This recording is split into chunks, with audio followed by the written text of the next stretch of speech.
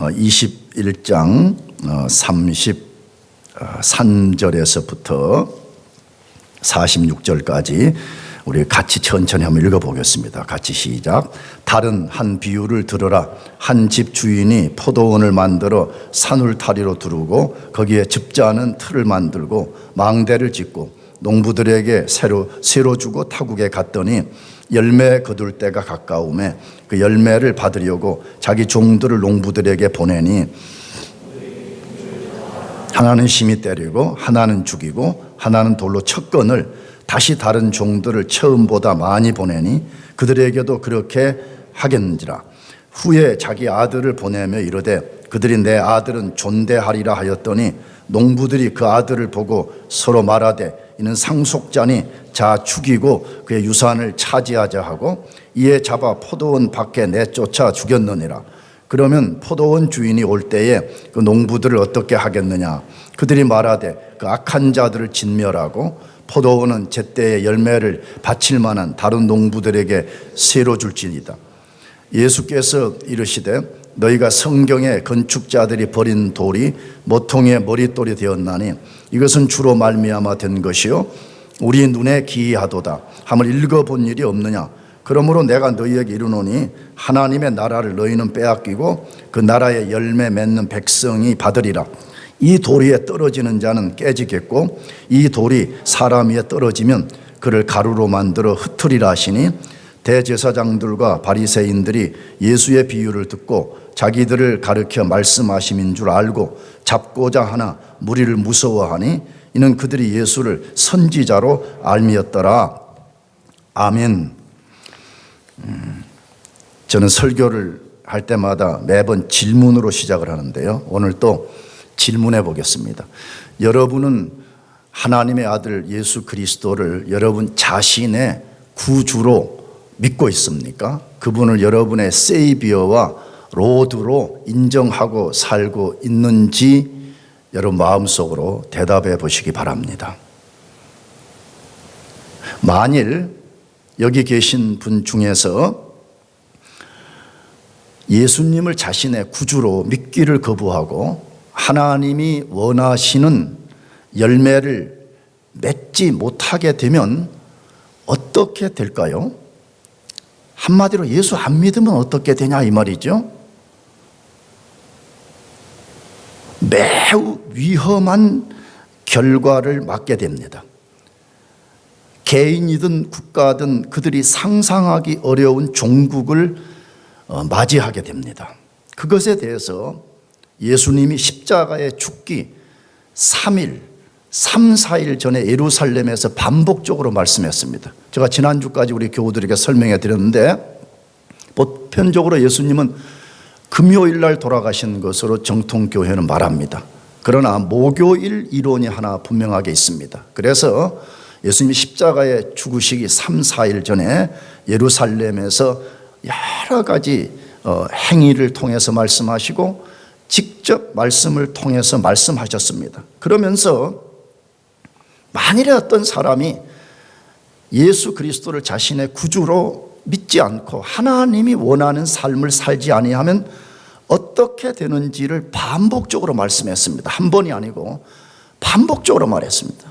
제가 설교 때 말씀드렸어요. 죽음을 3, 4일 앞둔 사람이 어떤 말을 한다 그러면 그 말이 얼마나 진실되고 간절하겠어요. 그러므로 예수님이 죽음을 3, 4일 앞두고 어떤 주제에 대해서 반복했다. 그런데 그것이 뭐냐? 예수님을 믿지 않는 사람은 어떻게 되냐 하는 것이에요. 그 첫 번째 말씀은 무화과 나무를 저주한 사건을 통해서 말씀했습니다. 예수님이 이제 십자가를 치기 전에 예루살렘에 올라가시는 길에 한 무화과 나무를 발견하고 시장에서 무화과 열매를 구하려고 무화과를 이제 가서 뒤져본 거죠. 근데 무화과 열매가 없고 무화과 잎만 무성할 때에 그것을 저주해서 마가복음에 근거하면 그 다음날 뿌리까지 말라버렸더라 그렇게 되어 있습니다. 성경에서 무화과 나무는 포도나무와 함께 이스라엘을 상징하는 것입니다. 우리 펜실베니아 나무가 있잖아요. 미국도 각 주에 나무가 있듯이 포도나무와 무화과 나무는 이스라엘을 상징하는 나무였습니다. 하나님이 원하시는 열매 없는 이스라엘을 하나님이 예수 그리스도를 통해서 저주하셨고, 실제로 AD 70년에 이스라엘은 멸망했습니다. 하나님이 자기 자신을 우리들에게 계시하는 여러 수단이 있습니다. 다시 말하면 하나님이 존재하고 그분이 어떤 분인지를 계시하는 수단이 여러 가지가 있는데, 그 중에 하나가 역사입니다. 우리 교우들은 공부했지만 일반 계시, 특별 계시 있는데, 그 일반 계시 안에는 이 자연, 우리의 양심, 그 중에 하나가 역사입니다. 그러므로 하나님 자신의 이름을 걸어둔 나라인 이스라엘이 AD 70년에 멸망되었다는 것은 역사를 통해서 엄청난 지금 자기 계시를 한 거죠. 뭐라고? 하나님을 껍데기로 믿는 사람들, 믿는다고 말하지만 하나님이 원하는 열매가 없는 사람은 이스라엘 백성들처럼 된다, 그것을 보여주는 것이죠. 두 번째는 예수님이 두 아들의 비유를 통해서 말씀했습니다. 한 아버지가 두 아들에게 포도원에 들어가서 일하라고 명령했습니다. 큰 아들은 가겠다고 예썰 해놓고 들어가지 않았습니다. 둘째 아들은 들어가지 않겠다고 버티다가 자기의 행위가 잘못되는 것을 깨닫고 들어갔습니다. 예수님이 이 비유를 통해서 큰 아들은 이스라엘의 종교 지도자들과 넓게는 유대인들이라고 말씀했습니다. 반대로 안 들어가겠다고 하다가 들어간 작은 아들은 누구냐? 회개한 세리와 창기들이라고 말씀했습니다. 그러면서 예수님이 엄청난 코멘트를 하셨죠. 뭐라고? 천국은 큰아들 같은 사람은 절대 못 들어간다는 것입니다. 여러분, 제가 설교 때 말씀드렸습니다. 저도 여러분도 화려한 외적 종교의 모습이 중요하지 않습니다. 진짜 중요한 것은 하나님이 인정하는 삶을 사느냐, 진짜 내가 하나님께 순종하고 사느냐 하는 것입니다. 세리와 창기 같은 사람들, 하나님 앞에 진짜 리펜턴스하고 리펜턴스의 열매를 가진 사람만이 들어간다고 분명하게 말씀했습니다. 세 번째로 예수님은 포도원의 악한 농부들의 비유를 들어서 말씀했습니다. 그것이 오늘 본문에 소개된 말씀입니다. 한 주인이 포도원을 잘 만들었다고 되어 있습니다. 거기 읽어보니까 굉장히 애를 써서 포도원을 만들었습니다. 그것을 농부들에게 세를 주고 먼 나라로 떠났습니다. 열매를 맺는 때가 되어서 주인이 종들을 보내서 세에 해당하는 실과를 가져오게 했습니다. 그런데 농부들이 주인이 보낸 종들을 심히 때리고 죽이고 돌로 쳤다라고 되어 있습니다. 그 사실을 안 주인이 다른 종들을 더 많이 보냈더라, 그렇게 되어 있습니다. 그런데도 농부들이 동일하게 반응했습니다. 주인이 마지막으로 아들을 공경할 것으로 기대하고 그의 아들을 보냈습니다. 그런데도 농부들이 그 아들을 잡아서 포도원 밖에서 죽여버렸습니다. 왜 죽였다고 되어 있죠? 자기들이 포도원을 차지해서 자기들이 상속자가 되고 자기들이 그 포도원의 주가 되겠다라는 것 때문이었다고 되어 있습니다. 눈치가 빠른 분들은 눈치채셨겠지만 이 비유에 등장하는 많은 것들이 시사하는 것이 있는 거잖아요. 포도원은 이스라엘이고 포도원 주인은 하나님을 가리킵니다. 악한 농부들은 앞에서도 말씀드렸지만 종교 지도자들과 유대인들입니다. 종들은, 여기 주인이 세를 받아오라고 보냄받은 종들은 선지자들입니다. 아들, 돌에 맞아 죽은, 포도원 밖에서 죽임당한 아들은 예수님을 가리킵니다. 예수님은 이 비유를 말씀하신 후에 비유의 절정에 해당하는 질문을 그 비유를 듣는 사람들에게 던졌습니다. 그것이 21장 40절 41절 두 절인데 21장 40절 41절 한번 같이 읽어보겠습니다. 그러면 포도원 주인이 올 때에 그 농부들을 어떻게 하겠느냐? 그들이 말하되 그 악한 자들을 진멸하고 포도원은 제때의 열매를 바칠 만한 다른 농부들에게 새로 줄지니이다. 예수께서 이러시되, 자, 이 질문의 핵심은 뭐지요? 예수님이 비유의 절정에 해당하는 질문을 던졌습니다. 질문의 핵심은 포도원 주인인 하나님이 어떻게 반응하시겠냐 이거잖아요. 포도원 주인인 하나님이 어떻게 반응하겠느냐. 비유를 들은 사람들이 그것에 대해서 대답했습니다. 그건 상식적으로도 포도원 주인이 이렇게 하지 않겠어요? 이렇게 답했지요. 바로 그것이 하나님이 악한 농부들 같은 사람들에 대한 반응을 드러낸다 그 말이죠. 자, 그러면 악한 농부 같은 사람들에게 나타낼 하나님의 반응은 무엇일까요? 첫 번째로 하나님이 자신의 공의를 세우기 위해서 반드시 세상에 오신다는 것입니다. 하나님이 자기 자신의 뭘 세우러요? 공의, 저스티스, 정의를 세우기 위해서 반드시 오신다는 것입니다. 예수님은 포도원 주인으로 묘사된 하나님이 이 세상에 오실 것을 말씀했습니다. 21장 40절에 하나님이 세상에 오시는 것을 포도원 주인이 악한 농부들을 심판하러 오는 것에 비유했습니다. 성부 하나님은 반드시 이 세상을 심판하러 오실 것입니다. 보편적으로 사람들은 예수님이 재림한다는 것은 많이 듣고 있습니다. 예수를 안 믿는 사람들도 예수가 재림한다더라 이런 소리는 많이 듣습니다. 성부 하나님이 오시는 것에 대해서는 그렇게 많이 알지 못하는 것 같습니다.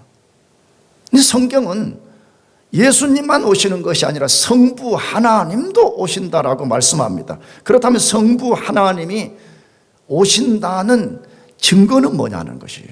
무엇에 근거해서 그렇게 말할 수 있냐는 것입니다. 성경에는 굉장히 많은 증거들을 말하죠. 근데 그 중에 하나가 뭐냐면 여호와의 날입니다. 무슨 날이라고요? 여호와의 날입니다. The day of the Lord, 영어로 하면요. 여호와의 날이 가장 중요한 증거 중에 하나라고 말해요. 그럼 왜 이게 증거냐 그러면 구약 성경에서부터 반복적으로 예언되고 실제로 행해진 것 중 하나가 여호와의 날입니다. 여호와의 날. 그래서 여러분이 구약 성경을 눈을 부릅뜨 걸고 보게 되면 여호와의 날이라는 것을 문자적으로도 만나고 스토리상으로도 만나고 구조적으로도 만나고 굉장히 많이 여호와의 날을 만나게 됩니다.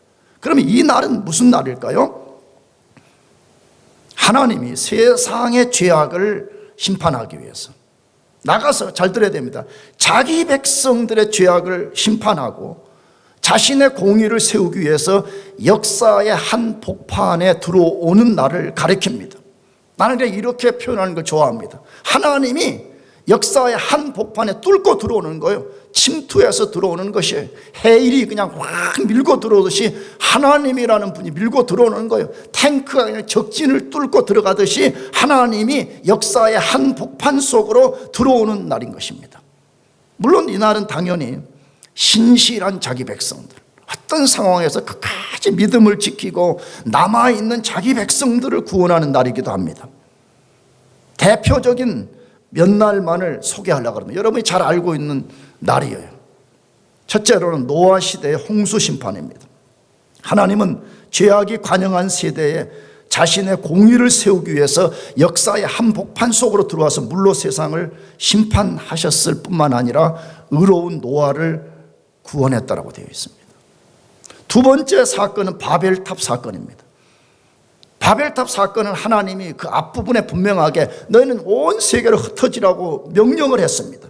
근데 사람들이 하나님을 신뢰하지 않는 거예요. 하나님 말씀을 안 믿는 거예요. 이러다가 우리 흩어져가지고 노아 때처럼 또 물홍수만 나가지고 우리 완전히 망하는 거 아니냐 그래가지고 하나님 말씀 안 믿는 거예요. 그리고 우리 이름을 내자고 바벨탑을 쌓고 하나님을 대적하게 될 때에 하나님이 다시 한번 역사의 한 복판에 들어오셨습니다. 그것이 뭐죠? 언어를 혼잡케 하고 자기 이름들을 내려는 바벨탑을 완전히 무너뜨려버리고 인간들을 흩어버렸습니다. 세 번째로 소돔성의 멸망사건입니다. 우리가 이걸 지금 다룰 수는 없지만 소돔성이 얼마나 타락한 도시였는지 하나님이 이 성적으로 부도덕 악이 넘치는 성을 불과 유황으로 심판하여 사라지게 했다라고 되어 있습니다. 인류 역사의 가장 큰 여호와의 날 중에 하나는 출애굽 사건입니다. 출애굽은 수천 년 전에 일어난 단회적 사건이 저는 절대로 아니라고 생각합니다. 진정한 출애굽이 마지막으로 기다리고 있는데, 우리 출애굽 사건 잘 알잖아요. 어떻게 이스라엘 백성을 구원해냈어요? 먼저 10가지 재앙 사건을 내린 거잖아요. 세상을 대표하는 바로가 끝까지 저항하게 될 때에 하나님이 당대의 패권 국가, 전 세계를 상징하는 패권 국가의 한복판에 들어가 가지고 10가지 재앙으로서 애국을 완전히 진멸시켜버리고 거기서 자기 백성을 구원해 내셨습니다. 다섯 번째로는 북이스라엘의 멸망입니다. 이스라엘은 알다시피 북이스라엘과 남유다로 나눠져 있었잖아요. 북이스라엘이 계속해서 타락한 여로보암의 길을 쫓으면서 우상숭배를 하게 될 때 BC 722년에 하나님이 아수르를 사용해서 악한 북이스라엘을 멸망시켜버렸습니다. 여섯 번째는 남유다의 멸망입니다. BC 586년에 북이스라엘의 멸망을 두 눈으로 똑똑히 보면서도 회개치 않는 남유다를 바벨론을 들어서 멸망시켰습니다. 일곱 번째는 이스라엘의 멸망입니다. 앞에 바벨론에 의해서 멸망된 나라 이후에 이스라엘이 다시 바벨론 포로에서 돌아와 가지고 겨우 나라를 형성시켰습니다. 그런데 하나님은 AD 70년에 로마를 사용해서 거짓과 이선으로 자신을 숭배하는 이스라엘을 완전히 진멸시켜버렸습니다. 제가 모두에 말씀드렸습니다. 역사는 하나님의 자기 계시의 수단이라고요.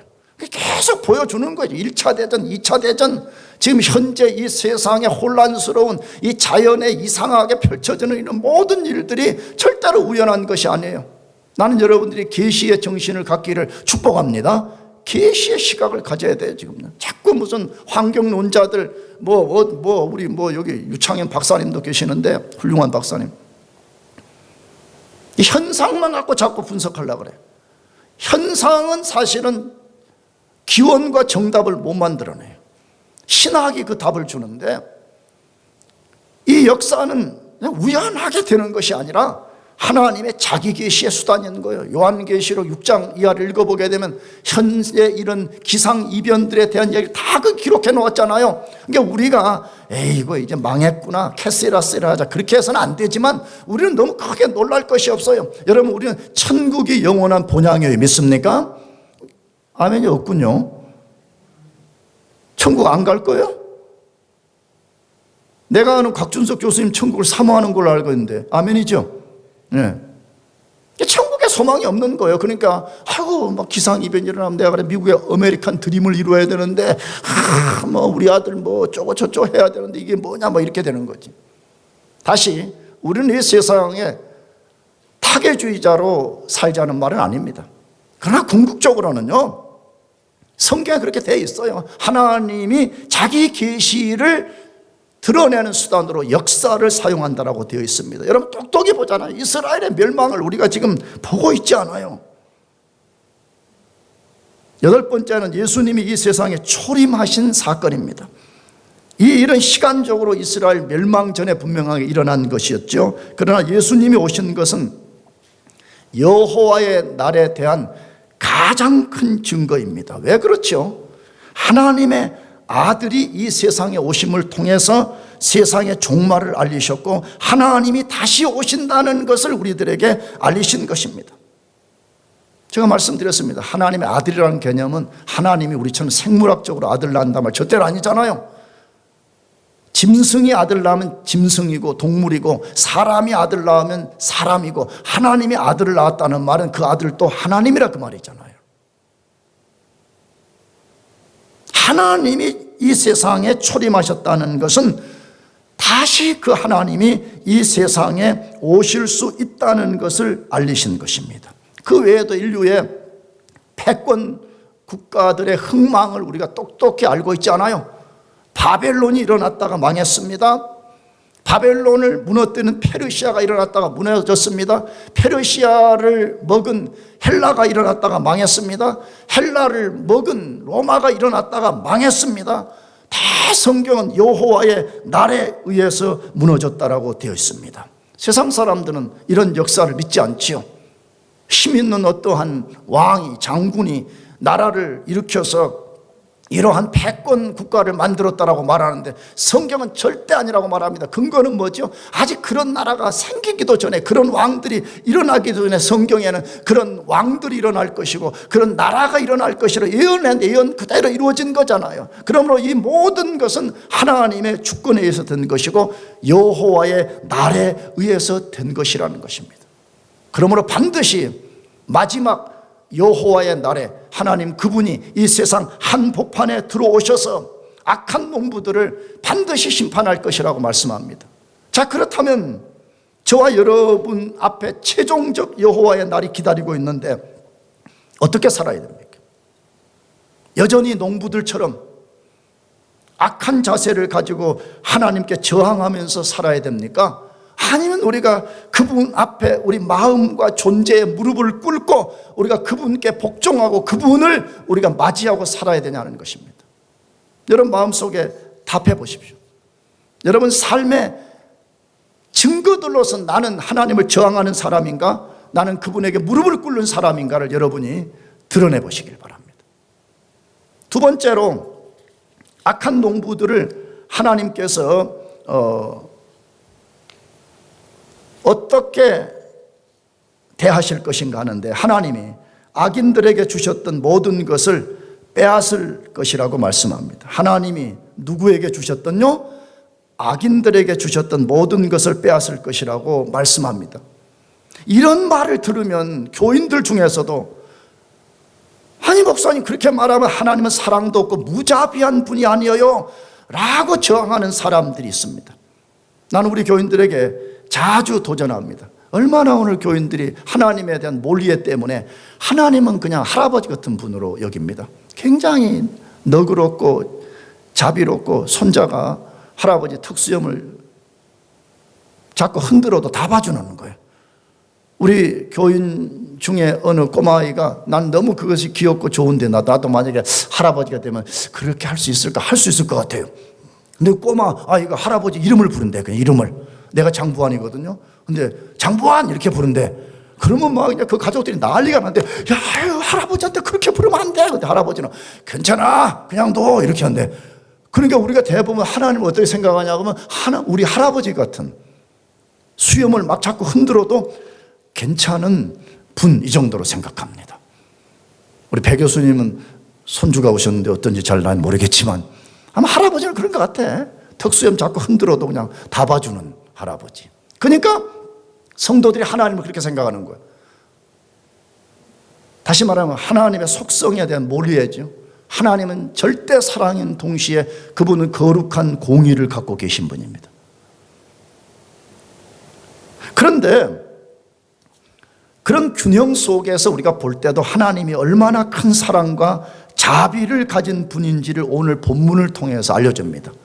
물론 뭐 다른 본문도 많이 있지만 오늘 본문 안에서도 하나님이 도대체 얼마나 자비로우신 분인가를 소개하는데 그게 21장 41절에서 43절까지인데 한번 읽어봅시다. 그들이 말하되 그 악한 자들을 진멸하고 포도원은 제때 열매를 바칠 만한 다른 농부들에게 새로 줄지니이다. 예수께서 이르시되 너희가 성경의 건축자들이 버린 돌이 모퉁이의 머릿돌이 되었나니 이것은 주로 말미암아 된 것이요 우리 눈에 기이하도다 함을 읽어본 일이 없느냐. 그러므로 내가 너에게 이르노니 하나님의 나라를 너희는 빼앗기고 그 나라의 열매 맺는 백성이 받으리라 라고 되어 있습니다. 하나님으로 묘사된 포도원 주인이 악한 농부들을 어떻게 대했다고 소개되어 있어요. 다시 한번 복습해 보면요, 실과 때가 되어서 그것을 받으려고 종들을 보냈습니다. 농부들이 종들을 잡아서 때리고 죽이고 돌로 쳤습니다. 그런데도 주인이 다른 종들을 처음보다 더 많이 보냈습니다. 놀랍게 농부들은 이전과 똑같이 행동했습니다. 여러분이 만일에 이 포도원의 주인이라면 어떻게 반응하겠습니까? 저는 이 설교를 준비하면서 한번 생각해 봤습니다. 내가 만일에 이 포도원의 주인이라면 어떻게 했을까?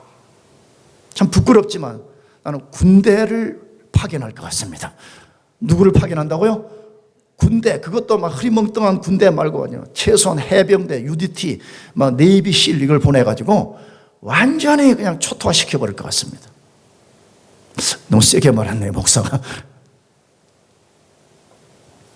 이 정도면 군대를 보내가지고 그 악한 농부들을 철저히 진멸시켜 마땅합니다. 근데 본문에 뭐라고 되어 있죠? 그럼에도 주인은 마지막으로 자신의 아들을 보냈다라고 되어 있습니다. 야,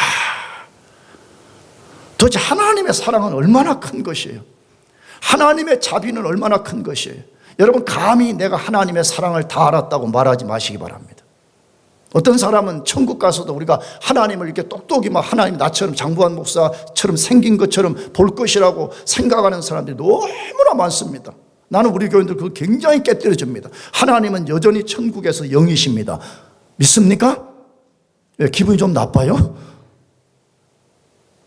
천국에 가서도 우리가 하나님을 여러분이 나 보듯이 보는 게 아니에요. 바울이 얼굴과 얼굴을 보는 것처럼 확연히 본다는 그 말은요, 하나님이 무슨 눈, 코, 입이 달린 이런 걸 본다는 말이 아니에요. 지금은 영으로 계신 하나님을 우리가 굉장히 좀 친밀하게 느끼지 못하잖아요, 솔직히. 천국 가서는 영으로 계신 그 하나님을 우리가 어떤 형태로 경험하게 될지는 여기서 완전히 이해하지 못하지만 여전히 거기 가서도 우리가 하나님을 우리가 이렇게 볼 수가 없는 것입니다. 나가서 하나님의 사랑도 마찬가지입니다. 이렇게 우리 주머니를 확 뒤집어 갖고 볼 수 있듯이 그렇게 볼 수도 없는 것이고요. 그 사랑을 우리가 거기 가서 단번에 다 아는 것도 아닙니다. 그러면 하나님은 유한한 존재가 되어버립니다. 우리 천국 가서도 영원히 그 하나님을 알아갈 것입니다. 그의 사랑을 영원히 알아갈 것입니다. 아멘이죠? 그게 좋지 않아요? 만약에 천국 갔는데 하나님을 단번에 다 알아버린다 그러면 들어가고 다음 날부터 실망하지 않겠어요? 영원히 알아갑니다. 그런데 어떻게? 지금과는 비교할 수 없는 상태로 우리가 알아가는 그런 날이 올 것입니다. 하나님이 도대체 얼마나 상상할 수 없는 사랑을 가지신 분인가 하는 것을 알 수가 있습니다. 왜? 난 나 같으면 군대를 파견할 것 같습니다.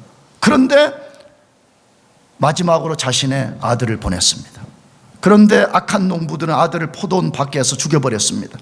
무엇을 보여주는 비유입니까? 이스라엘 백성이 긴 역사 동안 하나님이 보낸 수많은 선지자들과 하나님의 아들 예수 그리스도를 어떻게 대했는지를 보여주는 것입니다. 하나님은 절대로 무자비한 분이 아닙니다. 우리와 같이 성마른 분, 성격적으로 참지 못해서 쉽게 분을 내는 분도 아닙니다. 하나님은 악인들에게도 오랫동안 자비를 베풀고 오랫동안 참아주십니다. 이스라엘 역사가 그 사실을 증거합니다. 영국의 어떤 왕이 자기의 비서관에게 물었다죠. 하나님이 살아계신 증거가 뭐냐 그럴 때 그 비서관이 두 가지를 말했다죠. 하나는 성경이요, 하나는 이스라엘입니다. 그렇게 말했다잖아요. 사실입니다. 성경과 이스라엘을 보면 하나님이 살아계신 것을 알 수 있고 그분이 어떤 분인지를 알 수 있는데 그분은 이스라엘 역사에서 최소한 1600년 동안 기다려줬습니다. 여기 1600년은 제가 뭘로 잡은 거냐 그러면 출애굽을 시점으로 해서 예수님이 이 세상에 오신 기간이 대략 1600년입니다. 여러분, 하나님이 이스라엘 백성들에게 수많은 선지자들을 보냈고 마지막으로 아들을 보내서 죄를 버리고 하나님께 돌아오라고 그랬는데 끝까지 저항했습니다. 최소한 하나님은 몇 년 기다려 주셨다고요? 1600년 기다려 주셨습니다. 그러나 이스라엘 백성들은 하나님의 자비와 사랑을 끝까지 거절했습니다. 하나님 지금도요, 이스라엘 백성뿐 아니라 하나님을 믿지 않는 모든 사람에게도 일반 은총을 베풀어 주고 계십니다.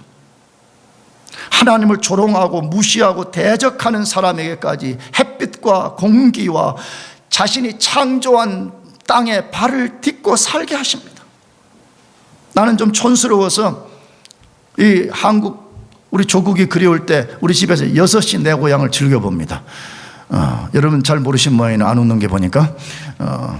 저는 6시 내 고향을 자주 즐겨보는데, 나는 그 6시 내 고향 중에서 제일로 마음이 막 아픈 사람이 어떤 대상들이 나오냐 그러면, 바다에서 물고기 잡아먹는 사람들 있잖아요. 막 남해 바다, 동해 바다, 서해 바다 그물 다 갖다 펴놓으면 뭐 방어부터 시작해가지고 뭐 다랑어, 뭐 우리 좋아하는 핵감들 막 엄청나게 올라오잖아요. 그래서 기자들이 가고 인터뷰합니다. 오늘 많이 잡아서 기분 좋습니까? 예, 용왕님이 좋았어요. 막 이렇게 하면서. 오늘은 뭐 운수가 좋았어요. 뭐 어쩌고 저쩌고 할 때마다 저분들이 진짜 예수님을 알면서, 이 고기는 용왕님이 준 것이 아니라 누가 준 것이라고요? 대답해 보세요. 누가 줬어요? 하나님이 준 것입니다. 하나님이 주신 것을 먹고 하나님의 바다에서 배를 띄우고 하나님의 바다에서 수영하고 하나님의 밭에서 무엇을 먹으면서도 그것이 하나님께로부터 왔다는 걸 전혀 모르고 사는 것입니다. 왜 그렇지요? 죄 때문에 영이 죽어버렸기 때문에 그런 것입니다. 그래서 성경은 죽었다는 개념이, 우리가 무슨 학교를 못 다닌다는 말, 공부를 못한다는 말, 돈을 못 번다는 말이 절대로 아닙니다. 여기 죽었다는 말은 하나님에 대해서 전혀 알지 못하고 하나님과 관계된 일을 아무것도 할 수 없는 걸 죽었다고 말하는 것이에요. 하나님은 그것뿐만이 아닙니다. 우리가 태어나기도 전에 미국을 만들어 놓으시고 말이에요. 나는 개인적으로 미국에 와서 살 거라고 한 번도 상상해 본 적이 없었습니다. 저는 2002년에 유학을 왔는데, 그 2해 전까지 나는 내가 미국에 와서 산다는 생각을 해본 적도 없었고, 한번 가서 살아봐야 되겠다는 생각을 해본 적도 없었습니다. 근데 2002년에 하나님의 섭리에 의해서 미국에 오게 됐습니다. 왔더니 내가 만들지 않은 학교가 다 만들어져 있고요, 내가 가꾸어지지 않은 미국이 다 가꾸어져 있고요, 심지어 이 영광교회 이 건물도 내가 만든 것이 아닙니다. 내가 이 건물을 알지도 못하는데 하나님이 이것을 다 만들어 놓으시고, 현재 내가 살고 있는 집도 내가 만든 것도 아니었습니다. 나는 전혀 모르는 시간 속에서 하나님이 누군가를 통해서 만들어 놓으시고 때가 되어서 나로 하여금 그 속에가 살게 만들어 주셨습니다.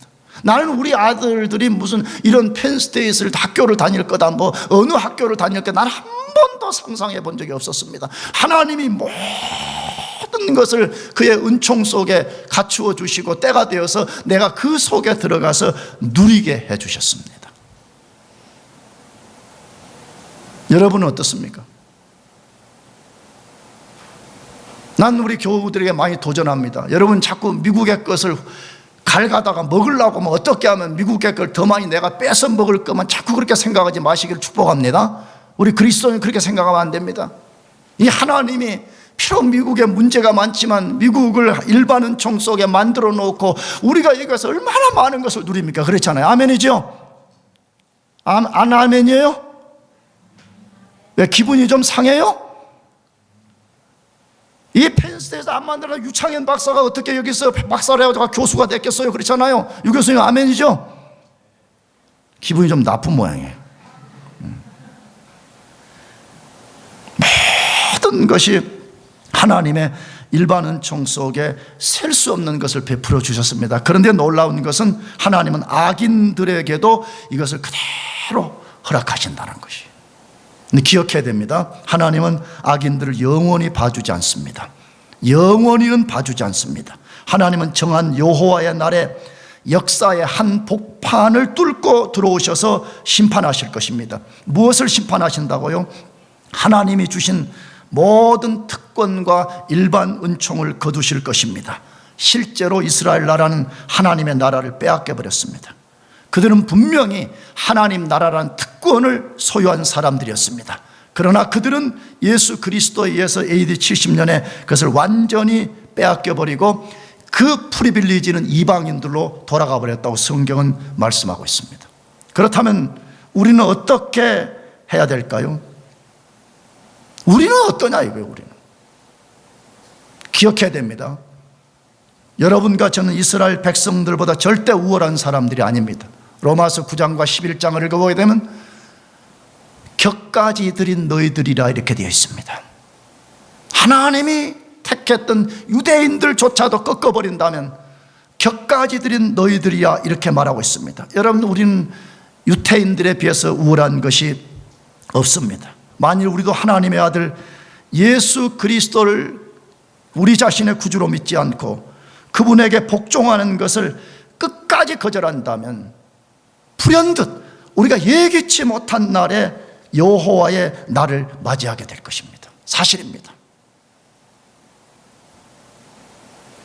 그래서 위대한 사도 베드로가 말했습니다. 어떤 사람이 하나님을 믿지도 않고 선한 열매를 맺지도 않고 사는데도 삶이 평안해요. 벼락도 안 맞아요. 모든 게 형통해요.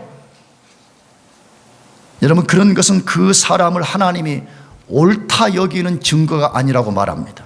그것이 베드로후서 3장 8절에서 9절 말씀인데 마지막으로 같이 한번 읽어보겠습니다. 시작. 사랑하는 자들아, 죽게는 하루가 1000년 같고 1000년이 하루 같다는 이 한 가지를 잊지 마라. 주의 약속은 어떤 이들이 더디다고 생각하는 것 같이 더딘 것이 아니라 오직 주께서는 너희를 대하여 오래 참으사 아무도 멸망하지 아니하고 다 회개하기에 이르기를 원하느니라. 아멘. 왜 하나님이 예수 그리스도를 인정하지 않은 악인들에게 왜 자비를 베풀어 주고 있다고요? 그들의 행위가 옳기 때문이 아니라 회개하고 돌아오라는 것입니다. 여러분, 회개는 뭐라고요? 메타노이아입니다. 헬라 메타노이아는 내가 이 길을 갔는데 이 길이 옳다고 내가 쭉 가고 있었어요. 근데 어느 날 복음의 빛에 의해서 보니까 이것은 하나님을 대적하는 길이고 내가 이 길을 가면 내 인생이 망하는 지옥이 기다리고 있다는 것을 알고 여기서 방향을 돌려가지고 다시 내 마음대로 돌아가는 것이 아니라 예수 그리스도에게 돌아가는 것입니다. 아멘. 예수 그리스도에게 돌아가서 그분을 나의 구주로 받아들이고 남은 생의 전부를 내가 그분에게 복종하며 사는 것을 메타노이아라고 그렇게 말하는 것입니다. 사랑하는 교회 여러분들, 제발 부탁입니다. 나는 여러분들이 여기서 얼마나 부자가 되냐 그런 거는 전혀 관심 없습니다. 정말입니다. 난 여러분이 얼마나 여기서 무슨 뭘 어때, 나는 그건 일도 관심이 없습니다. 단 한 사람이라도 악한 농부들처럼 살지 않기를 축복합니다. 모두가 회개하고 예수 그리스도를 자신의 구주로 영접하고 내가 구주로 영접했다는 분명한 부정할 수 없는 증거를 드러내며 살다가 하나님이 자기의 날에 이 세상 한복판에 뚫고 들어온 그날에 여러분들이 악한 농부들처럼 진멸당하지 않고 모두가 구원받고 영광스러운 주의 나라에서 영원히 주님과 더불어 살기를 축복합니다. 기도하겠습니다. 우리 같이